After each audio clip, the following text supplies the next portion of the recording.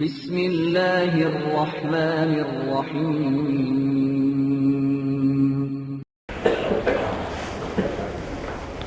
الحمد لله نحمده ونستعينه ونستغفره ونؤمن به ونتوكل عليه ونعوذ بالله من شرور أنفسنا ومن سيئات أعمالنا من يهده الله فلا مضل له ومن يضلله فلا هادي له ونشهد أن لا إله إلا الله وحده لا شريك له ونشهد أن سيدنا ومولانا محمدا عبده ورسوله أرسله إلى الناس كافة بشيرا ونذيرا وداعيا إلى الله بإذنه وسراجا منيرا صلى الله تعالى عليه وعلى آله وأصحابه وبارك وسلم تسليما كثيرا كثيرا وبعد فأعوذ بالله من الشيطان الرجيم بسم الله الرحمن الرحيم للرجال نصيب مما ترك الوالدان والأقربون وللنساء نصيب مما ترك الوالدان والأقربون مما قل منه أو كثر نصيبا مفروضا صدق الله العظيم رب اشرح لي صدري ويسر لي أمري واحلل عقدة من لساني يفقهوا قولي اللهم أرنا الحق حقا وارزقنا اتباعه وأرنا الباطل باطلا وارزقنا اجتنابه آمین یا رب العالمین۔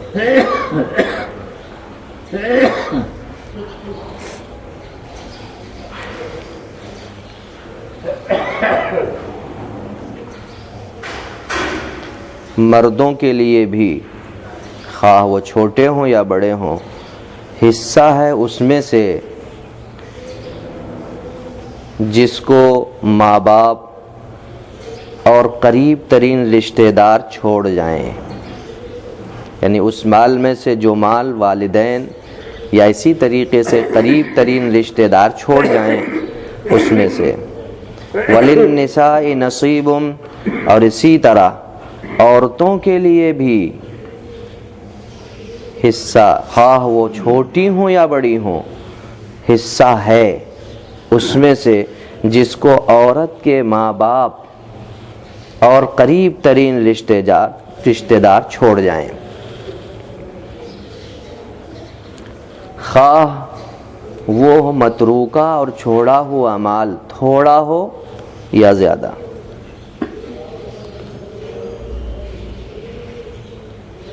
یہ حصے قطعی طور پر مقرر ہیں، یہ حصے قطعی طور پر مقرر ہیں، اللہ تعالیٰ کی طرف سے مقرر کیے ہوئے، یعنی یہ حصے سب لازمی حصے۔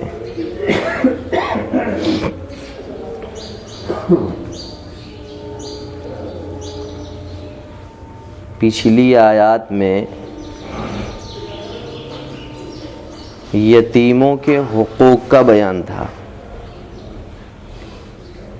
اور جیسا کہ شروع میں ذکر کیا گیا تھا کہ سورہ نساء میں 3 لڑیاں چلیں گی جو آپس میں بٹی ہوئی ہوں گی۔ دور سے دیکھنے میں تو وہ علیحدہ علیحدہ کٹ کٹ کے صورت میں نظر آئیں گی، لیکن جب اس میں سے ہر لڑی کو آپ الگ کر دیں گے تو ہر لڑی ایک رنگ کی نظر آئے گی۔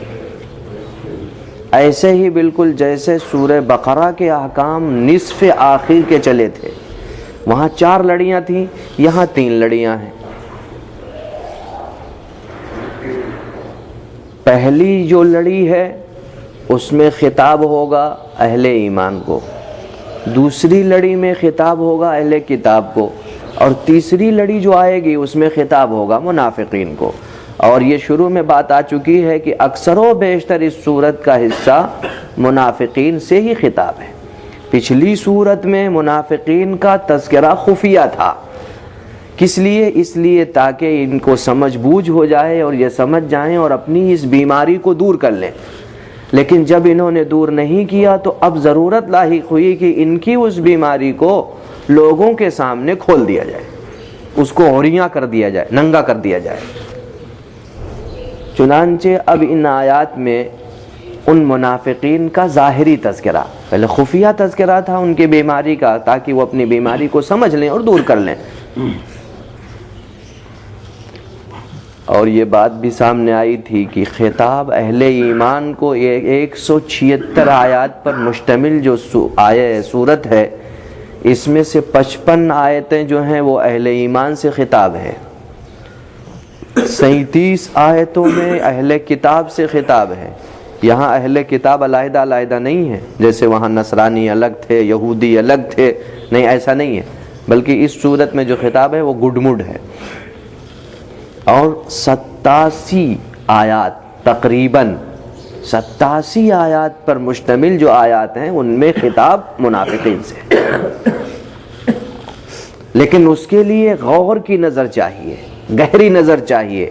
عام طور پر وہ بات سمجھ میں نہیں آ پاتی ہے، اور عام لوگوں کی سمجھ سے وہ بات بالاتر ہوتی، چونکہ قرآن کریم ان کو علیحدہ سے ذکر نہیں کرتا ہے۔ تو یہ 3 لڑیاں آپس میں بالکل گندھی ہوئی ہیں، آپ ان کو دور سے دیکھیں گے تو علیحدہ علیحدہ نظر آئیں گی، لیکن جب آپ کھول دیں گے تو پوری ایک لڑی مسلسل ہے جس میں کوئی آپس میں کٹ نہیں ہے۔ ایسے ہی بالکل سورہ بقرہ کے آخری جو حصہ تھا اس میں 4 لڑیاں تھیں، اس میں جو پہلی لڑی ہے جس کے اندر اہل ایمان سے خطاب ہے، اس میں مسائل ہیں معاشرت سے متعلق۔ وہاں ان 4 لڑیوں میں جو لڑیاں تھیں اس میں ایک لڑی تھی معاملات۔ ان معاملات میں بالخصوص سورہ بقرہ کا آخری حصہ اور جو آخری نصف چل رہا تھا اس میں آئلی مسائل تھے، نکاح، طلاق، ولادت، رضاعت، یہ سارے مسائل آئلی مسائل تھے۔ یہاں معاشرت سے متعلق حقوق، نوع انسانی میں جو صنف نازک جنس ہے، جو نوع انسانی میں ضعیف، مسکین، یتیم، عورتیں، یہ صنف نازک جو حصہ ہے، ان کے حقوق بالخصوص معاشرت میں ان کے حقوق کی جو پامالی ہے اس پامالی سے روکا گیا ہے، اور انہی حقوق کا تذکرہ اس صورت میں چل رہا ہے۔ تو ایک لڑی یہ معاشرت سے متعلق چلے گی جس میں دبے کچلے لوگوں کے حقوق کو قرآن نے واضح فرمایا، چنانچہ انہی آئلی مسائل کا یہ تذکرہ چل رہا، انہی آئلی مسائل میں معاشرت سے متعلق، رہن سہن سے متعلق، معاشرت سے متعلق مسائل چل رہے ہیں۔ ان میں سب سے پہلے جو دبے کچلے لوگ تھے، یتیم، ضعیف، کمزور، ان کا تذکرہ ہوا۔ اب اس یتیم کے حقوق کے ساتھ ساتھ میں عورتوں کے حقوق کو بھی معاشرت نے پامال کر رکھا تھا۔ چنانچہ اب یہاں انسان کی جو صنف نازک عورتیں ہیں، انسان کا جو سب سے کمزور طبقہ یتیموں کا ہے، ان کے حقوق کے خاص ایک حق خاص جو متعلق وراثت ہے، اس کا بیان اس آیت میں ہے۔ آیت جو آیت مذکورہ جو تلاوت کی گئی، جس کا ترجمہ کیا گیا، اس میں اللہ تعالیٰ نے یتیموں کے حقوق اور صنف نازک عورتوں کے حقوق کے خاص متعلق وراثت کا بیان ہے۔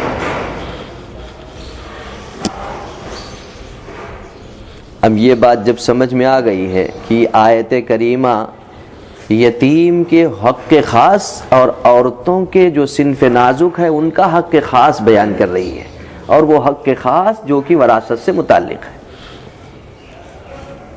اب یہ بات بھی سمجھ لیجئے کس کے مال میں عورتوں کا کیا حصہ ہے اور یتیموں کا کیا حصہ ہے۔ پہلے اس کو قرآن نے ایک تمہیدی شکل میں ایک ضابطے کے طور پر ارشاد فرمایا، چنانچہ یہ آیتہ اصول اور ضابطے کو بیان کر رہی ہے۔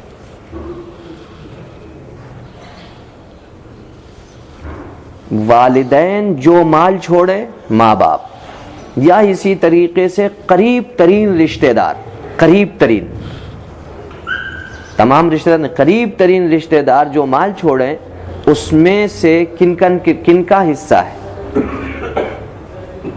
کس کو ملے گا۔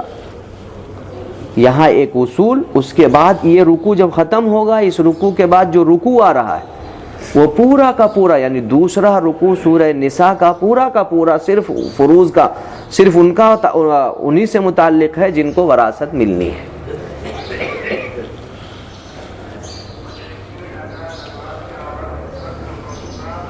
اب دوسری بات یہ سمجھنی ہے، اسلام سے پہلے زمانہ جاہلیت میں عام معاشرت میں اور بالخصوص عربوں کے یہاں عورتوں کا حق، کمزوروں کا حق نہیں ملتا تھا، بالخصوص وراثت میں، یعنی وراثت کے استحقاق سے یتیم بھی اور صنف نازک بھی محروم رہتی تھی، ان کو مستحق وراثت نہیں سمجھا جاتا تھا۔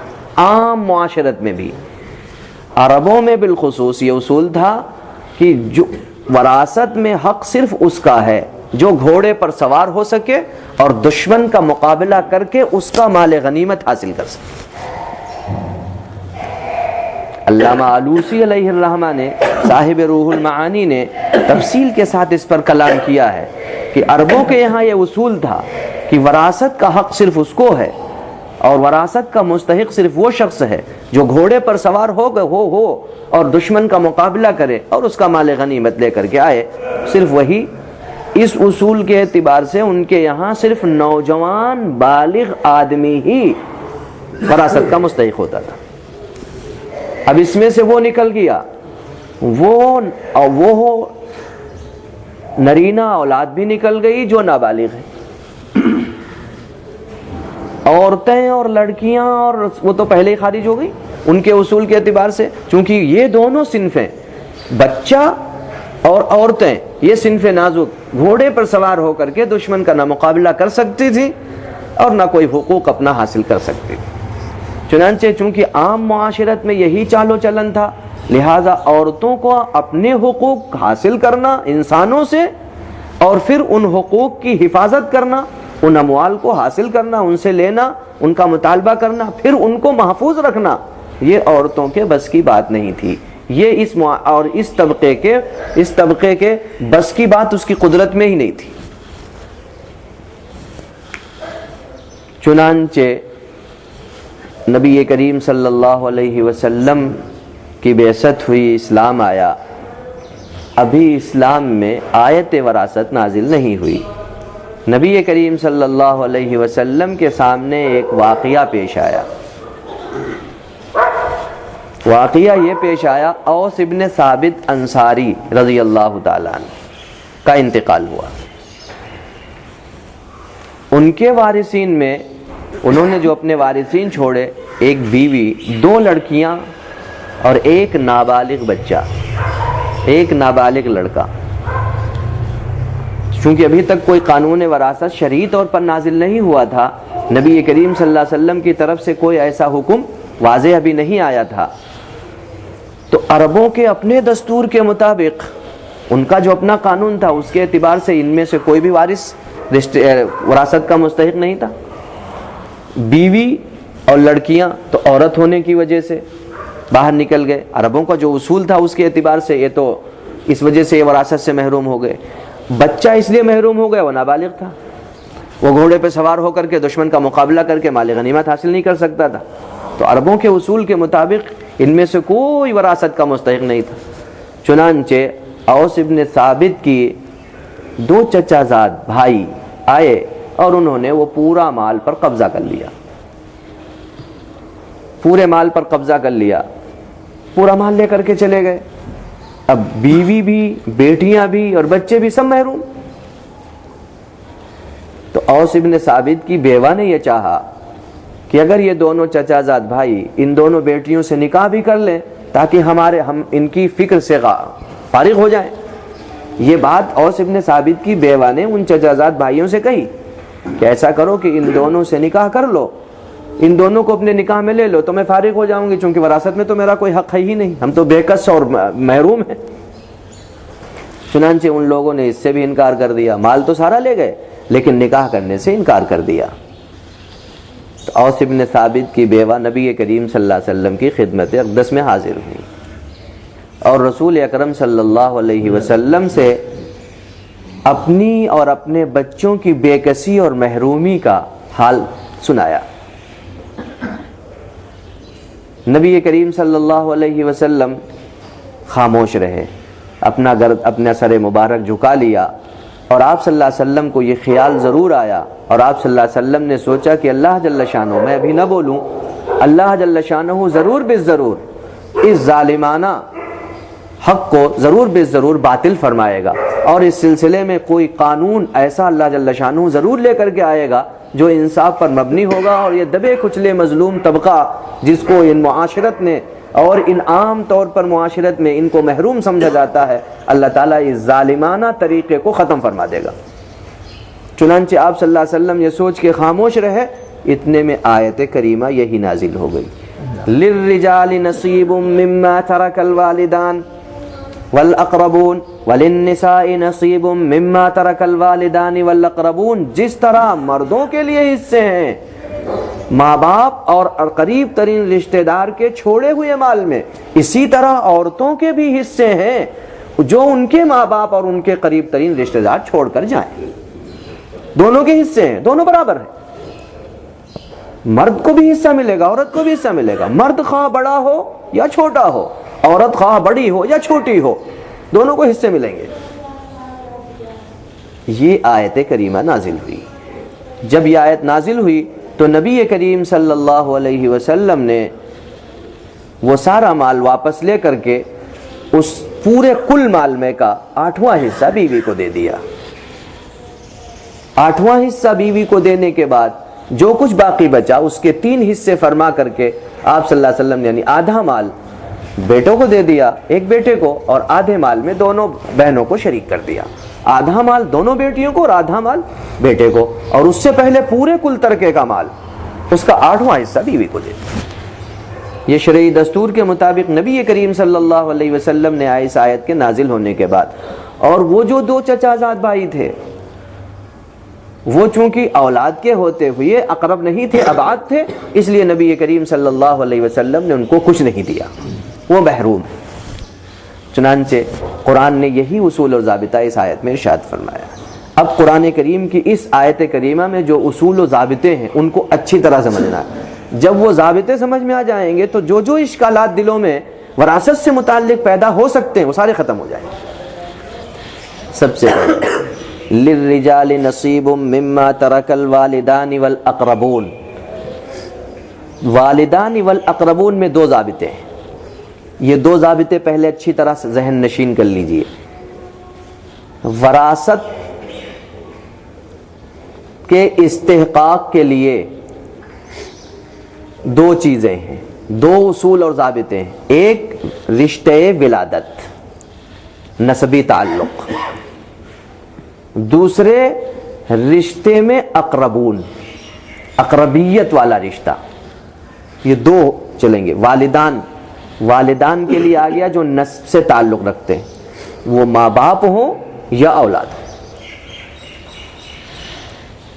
اب للرجال نصیب مما ترک الوالدان والاقربون، مردوں کے لیے اس میں سے حصہ ہے جس کو ماں باپ، جس کا تعلق نسب سے ہو۔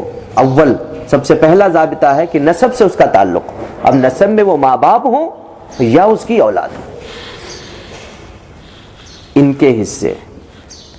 اسی طریقے سے دوسرا سلسلہ ہے اقربون۔ اقربون کہتے ہیں جو قریب ترین رشتہ دار، بہت نزدیکی جو رشتہ دار ہو،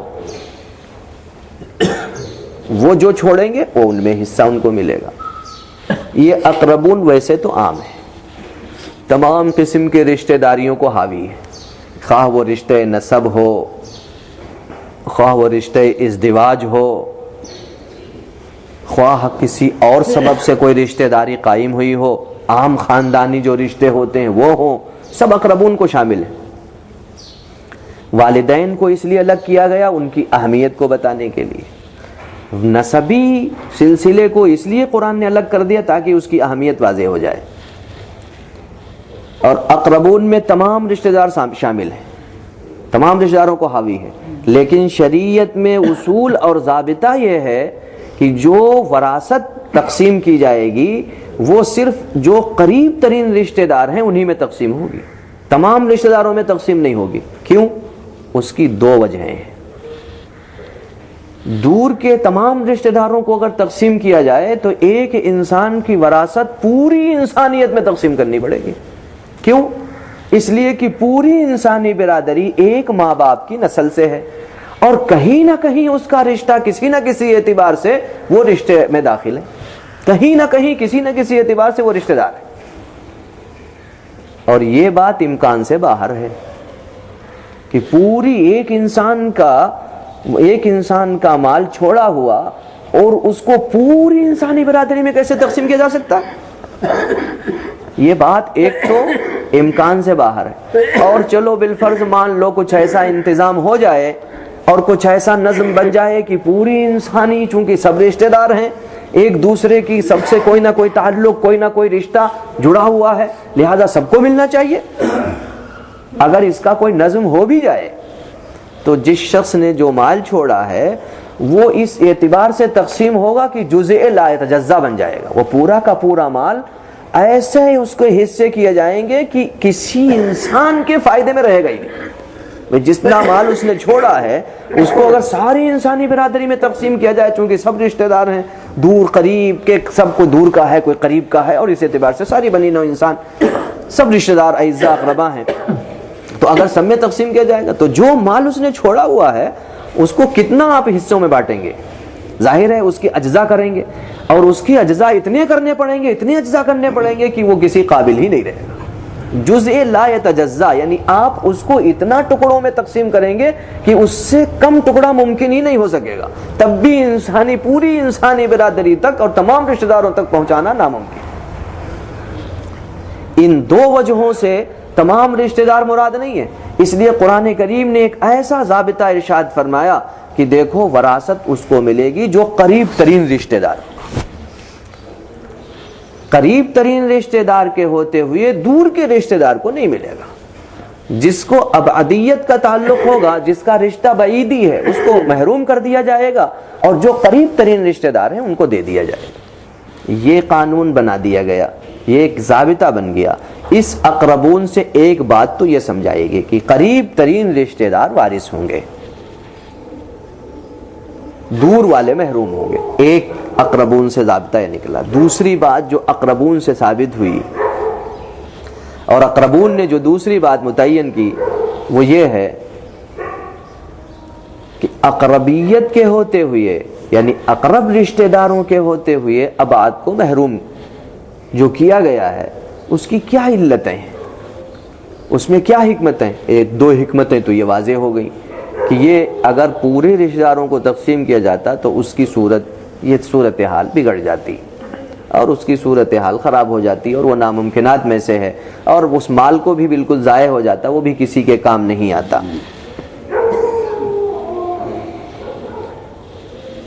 جب یہ بات اچھی طرح سمجھ میں آ گئی تو اب دوسری بات یہ سمجھنی چاہیے کہ شریعت نے وراثت کا معیار قرابت اور رشتہ داری کو متعین کیا ہے، ضرورت کو معیار نہیں بنایا ہے۔ یہ بات بھی ذہن نشین رہے۔ قرآن کریم کی اس آیت کریمہ نے جو یہ ضابطہ بیان فرمایا، اس ضابطے سے یہ اہم بات سمجھ میں آتی ہے کہ شریعت کے نزدیک معیار وراثت رشتہ ہے، اقربیت ہے، معیار ضرورت نہیں ہے۔ یعنی ضرورت کے اعتبار سے وراثت تقسیم نہیں کی گئی کہ جو جتنا زیادہ ضرورت مند ہوگا، حاجت مند ہوگا، اس کو وراثت نہیں۔ وراثت ملے گی، وراثت میں معیار کیا ہے؟ وراثت کا معیار رشتہ داری اور اقربیت ہے۔ میت سے قریب ترین جس کا رشتہ ہوگا وراثت اسی کو ملے گی۔ جب آپ نے یہ اصول سمجھ لیا، یہ بات سمجھ لیا کہ شریعت نے معیار وراثت ضرورت اور حاجت پر رکھا ہی نہیں ہے، بلکہ معیار رشتہ داری اور قرابت پر رکھا ہے، اسی سے یہ مسئلہ بھی واضح ہو جائے گا کہ آج کل کچھ حضرات یتیم پوتے کے مسئلے کو لے کر کے واویلا مچاتے ہیں کہ یتیم پوتا ضرورت مند ہے، حاجت مند ہے، اس کو وراثت میں حصہ نہیں ملتا، شریعت نے حصہ نہیں دلایا. تو آج کل کے متجددین جو دین میں نئی نئی بات نکالنے کی کوشش کرتے ہیں، آج کل کے متجددین نے اس مسئلے کو ایک نزاعی مسئلہ بنا دیا. حالانکہ یہ کوئی مسئلہ نہیں، شروع سے لے کر کے آج تک متقدمین کا پورا زمانہ سب نے اللہ جل شانہ کے اس قانون کو تسلیم کیا، نبی کریم صلی اللہ علیہ وسلم کی انہی ہدایات پر عمل کیا. تمام صحابہ، تمام تابعین، تمام ائمہ مجتہدین آج تک اس پر عمل کرتے چلے آئے. کسی کے دل میں یہ سوال پیدا نہیں ہوا کہ یہ یتیم ضرورت مند پوتا یہ کیوں محروم کر دیا گیا ہے، اس کو چلو وراثت دلاؤ، اور اس مسئلے میں کسی نے اختلاف کیا ہو. ایسا کبھی پیش ہی نہیں آیا. آج کل کے نئے نئے متجددین 2-4 بیٹھتے ہیں، 5 بیٹھتے ہیں، جن کو شریعت کا کوئی تمیز نہیں، شریعت کے احکام کا پتہ نہیں، اس کی حکمت اور گناہ کا انہیں کیا پتہ چلے گا، اور وہ بیٹھ کر کے دیکھو یتیم کو محروم کر دیا گیا، یہ تو ہماری خواہش کے مطابق. ارے ہماری خواہشوں پہ شریعت تھوڑی. لہٰذا یہ اصول یاد رکھ لیجئے، قرآن نے اقربون سے وہ ضابطہ بیان فرما دیا کہ معیار وراثت ضرورت اور حاجت پر رکھا ہی نہیں گیا. وراثت کا معیار جب حاجت پر نہیں ہے، ضرورت پر نہیں ہے، بلکہ وراثت کا معیار رشتہ داری اور اقربیت پر ہے. جب اقربیت پر معیار ہے تو جو اقرب ہوگا اس کو وراثت میں حصہ ملے گا، جو اقرب نہیں ہوگا اس کو حصہ نہیں ملے گا، چاہے بھلے ابعد والا ضرورت مند اور حاجت مند ہو اور اقرب والا کتنا بھی مالدار کیوں نہ ہو. اس لیے کہ شریعت نے اپنا معیار اور ضابطہ بیان فرمایا. کیوں؟ اس لیے کہ اگر اقربیت پر مدار نہ رکھا جاتا اور مدار رکھا جاتا ضرورت اور حاجت پر تو حاجات کے درجے الگ الگ ہیں.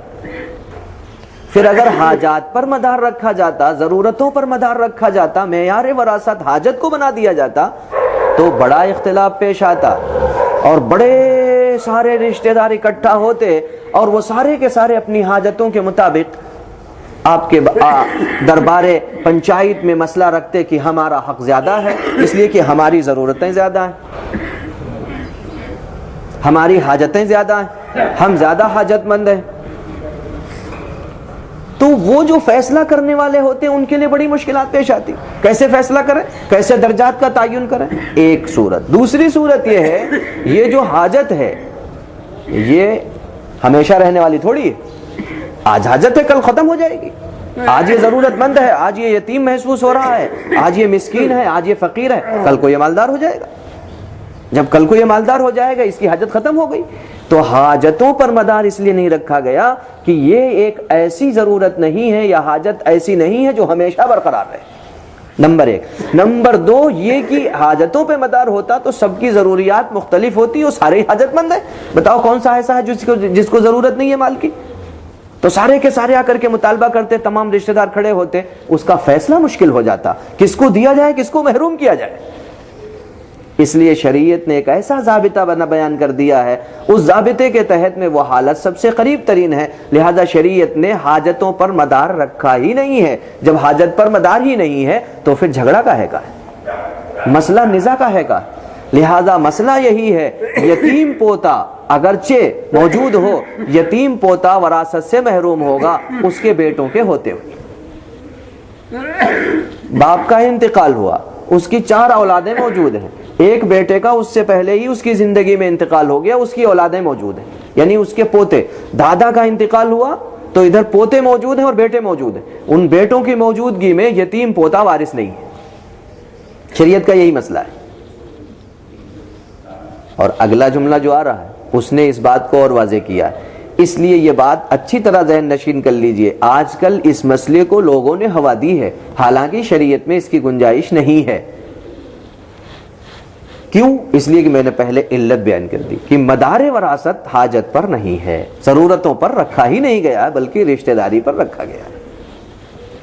پھر آگے جب اس کی تفصیلات اور آپ پڑھیں گے تو آپ کی سمجھ میں آتا چلا جائے گا کہ شریعت نے جو باتیں اور ضابطے کے طور پر ارشاد فرمائی ہیں، جن چیزوں پر مدار رکھا ہے وہ کتنی اہم اور ضروری تھی. چنانچہ جب ہم نے یہ بات اقربون سے سمجھ لی تو اب دوسری بات اقربون سے سمجھیے. رشتہ داری میں اقربیت جس طرح مردوں کو حاصل ہے اسی طرح عورتوں کو بھی حاصل ہے، خواہ وہ عورتیں چھوٹی ہوں یا بڑی ہوں، یعنی نابالغ ہوں یا بالغ ہوں. جیسے مردوں کا حصہ ہے ایسے ہی عورتوں کا بھی حصہ ہے. اچھا، جس طریقے سے مردوں کے لیے حصہ ہے جو بڑے ہو گئے ہوں تو چھوٹا والا بھی تو مرد ہے، وہ بھی تو اسی نسل سے ہے۔ کیوں؟ اس لیے کہ شریعت نے مدار رشتے پر رکھا ہے، اور رشتے میں لڑکا ہونا اور لڑکی ہونا دونوں برابر۔ بھئی لڑکا اور لڑکی دونوں اسی ماں سے ہیں، اسی ماں باپ سے ہیں، اسی ماں باپ کی اولاد وہ لڑکا بھی ہے اور اسی ماں باپ کی اولاد وہ لڑکی بھی ہے۔ لہٰذا یہ کہاں کی عقل ہے کہ لڑکے کو تو آپ وراثت دیں اور لڑکی کو وراثت سے محروم کر دیں؟ یہ کون سی عقل میں آنے والی بات ہے؟ اس اقربون سے یہ بات اور واضح ہو گئی کہ جس طریقے سے رشتے میں لڑکا ہے، اسی طریقے سے رشتہ ہونے میں لڑکی بھی تو شامل ہے۔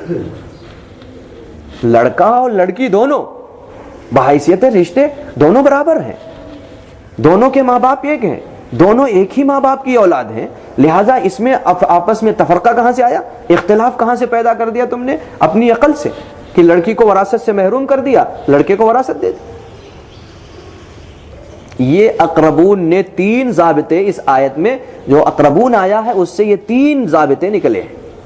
پہلا ضابطہ کہ اقربون سے قریب ترین رشتہ دار وارث ہوگا، دوسرے رشتے میں لڑکا ہو یا لڑکی دونوں کو وراثت ملے گی، اور تیسرے نمبر پر اقربون پر شریعت نے وراثت کا مدار اور معیار رکھا ہے، اور حاجت اور ضرورت پر معیار وراثت نہیں رکھا ہے، اور معیار وراثت اس کو قرار ہی نہیں دیا ہے۔ یہ 3 باتیں اچھی طرح جب ذہن نشین ہو گئی تو اب آگے چلیے۔ ایک جملہ آیا ہے پہلے للرجال نصیبم، اور پھر اس کے بعد وللنساء نصیبم، عورتوں کے لیے علیحدہ، مردوں کے لیے علیحدہ، علیحدہ علیحدہ۔ حالانکہ اللہ جل شانہ ان دونوں کو جمع کر کے یوں بھی ارشاد فرما سکتا تھا للرجال والنساء نصیب مما ترک الوالدان والاقربون، کافی ہو جاتا، لیکن للرجال نصیب مما ترک الوالدان والاقربون الگ، پھر وللنساء نصیب مما ترک الوالدان والاقربون، ان دونوں کو الگ الگ کیوں بیان کیا؟ تاکہ اچھی طریقے سے یہ انسان جو کم عقل ہے اچھی طرح سمجھ لے کہ مردوں کا بھی ایسا ہی حق ہے عورتوں کے برابر، عورتوں کا بھی برابر حق ہے مردوں کے۔ یہ حقوق کو واضح کرنے کے لیے، اس کی اہمیت اور تاکید کو، تو یہ شریعت نے سختی کے ساتھ میں ان حقوق کی ادائیگی کا حکم دیا ہے، اور ان حقوق کو پامال کرنا ظلم قرار دیا ہے اور سختی کے ساتھ منع فرمایا۔ یہ ہے للرجال نصیب مما ترک الوالدان والاقربون وللنساء نصیب مما ترک الوالدان والاقربون۔ اب تیسری بات، مما قل منہ او کثر، جو کچھ وہ چھوڑ کر کے جائیں ماں باپ یا قریب ترین رشتہ دار، وہ چھوڑا ہوا مال چاہے تھوڑا ہو چاہے زیادہ ہو، تھوڑا ہوگا تو تھوڑے میں سب تقسیم ہوگا، تھوڑے ہی سب میں تقسیم کیا جائے گا، اور اگر زیادہ ہوگا تو زیادہ ہی میں سب کو تقسیم کیا جائے گا جتنے وارثین ہیں۔ یہ نہیں کہ اگر تھوڑا سا مال ہے تو اس پر کوئی ایک ہی قبضہ کر لے، یا کسی وارث کو اختیار یہ حاصل ہو جائے کہ وہ پورا کا پورا لے لے، نہیں۔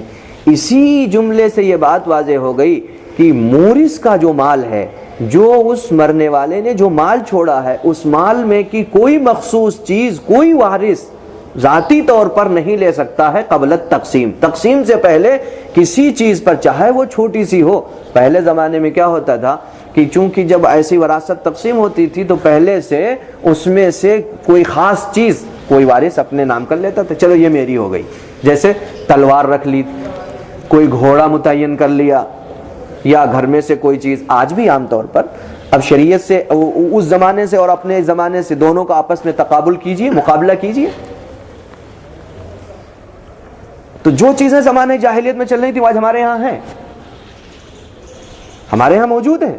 ہمارے اس ہندوستان میں بھی اکثر و بیشتر تمام عام طور پر لوگوں کے درمیان میں یہ تصور اور خیال ہے کہ لڑکی کو وراثت میں کوئی حق نہیں ہے، لڑکی کا وراثت میں کوئی حق نہیں ہے، بچوں کا حق ہے، مردوں کا حق ہے، لیکن اگر کوئی وراثت میں سے اس میں سے کوئی چیز مخصوص کر لے اپنے لیے کوئی وارث، مثال کے طور پر ایک بڑا ہے ایک چھوٹا ہے، تو بڑے نے کوئی چیز مخصوص کر لی کہ ابا کی یہ چیز میں تو لوں گا، میں تو یہ اپنے طور پہ رکھوں گا، یہ میرے پاس یادگار رہے گی۔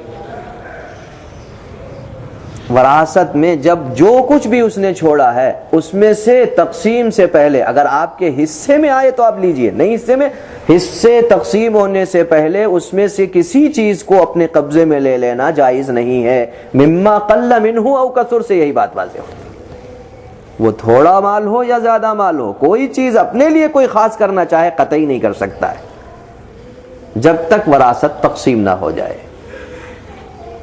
تیسری بات سمجھ میں آئی۔ چوتھی بات، نصیبم مفروضہ، یہ حصے ہمارے اور آپ کے بنائے ہوئے نہیں ہیں، یہ حصے اللہ نے مقرر فرمائے ہیں اور یہ قطعی طور پر مقرر ہے۔ اس کو اللہ نے کسی پر رکھا ہی نہیں ہے کوئی تقسیم کرے اپنی مرضی کے مطابق، نہیں، اللہ تعالیٰ نے خود تقسیم فرما دی، اللہ نے خود ہی تقسیم کر دیا۔ اور پھر کوئی لینا چاہے یا نہ چاہے، کوئی لینا چاہے یا نہ چاہے وراثت میں سے، اس کے باوجود یہ جبری ہے، جبری یعنی اس کا حصہ جبریہ اسے ملے گا۔ حتیٰ کہ کوئی وارث یہ کہہ دے مجھے نہیں چاہیے، تم تقسیم کر لو، تب بھی اس کو یہ حق حاصل نہیں ہے ابھی، جب تک وراثت تقسیم ہو کے اس کے ہاتھ میں نہ آ جائے، تب بھی یہ مالک ہے۔ نصیبم مفروضہ نے یہ دونوں باتیں واضح کی ہیں۔ ایک تو یہ حصے مقرر ہیں، یہ کسی انسان کی تقسیم سے نہیں چلیں گے، اس پر کسی انسان کو کوئی اختیار نہیں ہے، حتیٰ کہ نبی کریم صلی اللہ علیہ وسلم کی ذات مبارک کے حوالے بھی اس کی تقسیم نہیں کی گئی، بلکہ اللہ نے خود تقسیم فرما دی۔ اللہ نے خود حصے مقرر فرمائے سب کے، اور اس کی تقسیم نبی کریم صلی اللہ علیہ وسلم کی ذات اقدس کے حوالے بھی نہیں کی گئی، بلکہ خود اللہ تعالیٰ نے تقسیم فرما دیا۔ پھر مفروضہ نے ایک بات بتا دی کہ مفروضہ یہ نصیب حصہ تمہارا قطعی ہے، تم چاہو یا نہ چاہو تمہارا وراثت میں حق ہے، کوئی لے یا نہ لے لیکن اس کا بھی حصہ لگے گا اور اس کو دے دیا جائے گا۔ ہاں، اس پر قبضہ کرنے کے بعد اس کو اختیار ہے، چاہے وہ تقسیم کر دے، چاہے وہ بیچ دے، چاہے وہ کسی کو ہبہ اور ہدیہ کر دے، وہ کسی کو پھر بعد میں دے دے، وہ اس کا مسئلہ ہے، لیکن اس کا حصہ شریعت نے مقرر فرمایا ہے۔ یہ اس آیت کریمہ سے ضابطے نکلے ہیں۔ اب اس ضابطے کے بعد پھر کچھ یتیم کے حقوق ہوں گے، پھر اس کے بعد وراثت کے مسائل تفصیلی طور پر جو آگے رکوع آ رہا ہے اس میں اللہ تعالیٰ نے تفصیل کے ساتھ سب کے حصے متعین فرمائے ہیں اور بیان فرمائے ہیں۔ یہ ہے آیت کریمہ۔ اس آیت کریمہ کے تحت میں اب ذرا ہم اپنا موازنہ کریں اس زمانہ جاہلیت سے۔ کیا اس آیت کریمہ پر ہم سب عمل کرتے ہیں؟ کیا اس آیت کریمہ کے مطابق ہماری معاشرت میں قانون نافذ ہے؟ کیا اس آیت کریمہ کے مطابق ہم اپنی معاشرت میں چاہتے ہیں کہ ایسا ہی اسلامی قانون نافذ ہو؟ نہ ہم کوشش کرتے ہیں اور نہ ہم چاہتے ہیں، نہ ہم علم حاصل کرتے ہیں۔ لہذا جیسے ہی اس زمانے میں چل رہا تھا ایسے ہی اس زمانے میں چل رہا ہے، جو جس کے قبضے میں آ جاتا ہے اس کو رکھ لیتا ہے۔ یاد رکھیے، یہ بات غلول اور خیانت ہوگی، چاہے وہ مال غنیمت کی خیانت ہو، چاہے وہ کسی کے ذاتی مال میں خیانت ہو، چاہے وہ کسی کی وراثت میں خیانت ہو، یہ خیانت ہے، خیانت، اور یہ اس میں سب کا حق ہے۔ کل قیامت کے دن اس کا حساب دینا پڑے گا۔ جب تک مواخذے میں حساب بے باک نہ ہو جائے کوئی فیصلہ نہیں ہو سکتا۔ پھر یا تو سزا بھگتنی پڑے گی، اور اگر اللہ تعالیٰ نے اپنے فضل سے معاف کر دیا تو یہ اس کے کرم کی بات ہوگی۔ وہ معاف کر دے تو اسے کون روک سکتا ہے؟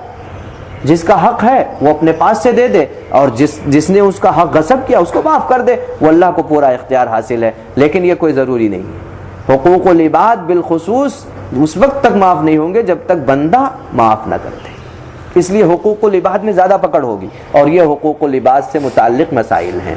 یہ اللہ تعالیٰ کی طرف سے ان کو بطور صدقہ کے گویا کی ایک مال ملا ہوا ہے، لہذا خوش دلی سے اس کو قبول کرنا اور خوش دلی سے اس کو تقسیم کرنا چاہیے۔ اس میں کسی کی محنت تو لگی نہیں۔ جتنے مورثی، جتنے وارثین ہیں ان کی کون سی محنت لگی ہوتی؟ وہ تو فری کا مال ہوتا ہے، وہ تو اللہ تعالیٰ کی طرف سے ان کو مل رہا ہے، لہذا اس کو تو برابر برابر تقسیم کر لو۔ اس میں تو تمہاری محنت کا پیسہ نہیں لگا ہے، اس میں تو تمہاری محنت نہیں لگی ہوئی، وہ تو اللہ تعالیٰ کی طرف سے تمہیں بطور ہدیہ کے مل رہا ہے۔ اس میں بھی تم سارا ہی قبضہ کرنا چاہتے ہو، اس میں بھی ایک انسان سارا قبضہ کر کے بیٹھ جاتا ہے۔ عام طور پر یہ بات پہلے بھی ذکر کی جا چکی کہ لڑکیاں ہمارے یہاں، عورتیں اور بچے اپنی وراثت نہیں مانگتے، اپنا حق کا مطالبہ نہیں کرتے۔ اگر وہ بیچارے مطالبہ کریں تو انہیں پتا ہے کہ یہ مرد دینے کے تو ہے نہیں، اور یہ تو دینے کے نہیں، اور دینے کے ساتھ ساتھ میں اگر ہم نے مطالبہ کر لیا تو ہمیشہ کی لڑائیاں چلیں گی، ہمیشہ کی لڑائیاں چلیں گی، حق بھی نہیں ملے گا، اور اگر کسی نہ کسی درجے میں دے دیا تو ہمیشہ کے لیے قطع تعلق، رشتہ ہی ختم۔ یہ صورتحال ہے۔ بتائیے اس نے کوئی غلطی کی ہے؟ لڑکی تو اللہ نے بنایا، لڑکا اللہ نے بنایا، دیا دونوں کو اللہ نے، رحم دونوں کا ایک ہے، ماں یہ دونوں کی ایک ہے، باپ بھی دونوں کا ایک ہے، لیکن ایک کو وراثت میں حصہ دیا جاتا ہے، ایک کو وراثت سے محروم کر دیا جاتا ہے۔ یہ کون سی عقل کی بات ہے؟ لڑکی کیا اولاد نہیں ہے؟ یا لڑکی سے رشتہ ہی نہیں ہے؟ یا تو تم رشتے کا انکار کرو تو اقربون کا انکار لازم آئے گا، ولادت کا انکار کرو والدین کا تو والدین کا انکار لازم آئے گا۔ دونوں صورتیں ضروری ہیں۔ اچھی طریقے سے آیت کریمہ کو سمجھ کر کے، قرآن کریم کے احکام کو سمجھ کر کے اس پر عمل کرنے کی ضرورت ہے۔ نصیبا مفروضہ نے اور مزید واضح فرما دے، دیکھو یہ حصے قطعی طور پر مقرر ہیں، ان میں تمہارا اور ہمارا کوئی بس نہیں چل رہا ہے، یہ تو اللہ تعالیٰ کی طرف سے مقرر کیے ہوئے قانون اور ضابطے ہیں، ان کے مطابق عمل کرنے کی کوشش کریں۔ اللہ تعالی ہم سب کو صحیح سمجھنے کی توفیق عطا فرمائے۔ سبحان اللہ وبحمدہ، سبحانک اللہم وبحمدک، ونشہد ان لا الہ الا انت، نستغفرک ونتوب الیک۔ سبحان ربک رب العزۃ عما یصفون، وسلام علی المرسلین، والحمد للہ رب العالمین۔